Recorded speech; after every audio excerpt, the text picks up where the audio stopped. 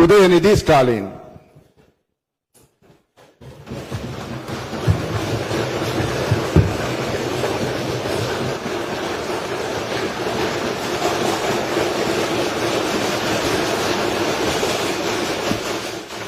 சட்டமன்ற பேரவையின் உறுப்பினராக தேர்ந்தெடுக்கப்பெற்ற உதயநிதி ஸ்டாலின் எனும் நான் சட்ட முறைப்படி நிறுவப்பெற்றுள்ள இந்திய அரசமைப்பு சட்டத்தில் உண்மையான நம்பிக்கையும் பற்றுறுதியும் கொண்டிருப்பேன் என்றும் இந்திய நாட்டின் இறையாண்மையையும் ஒருமைப்பாட்டையும் நிலைநிறுத்துவேன் என்றும் நான் மேற்கொள்ள இருக்கும் கடமையை நேர்மையுடன் நிறைவேற்றுவேன் என்றும் உளமாற உறுதி கூறுகிறேன்.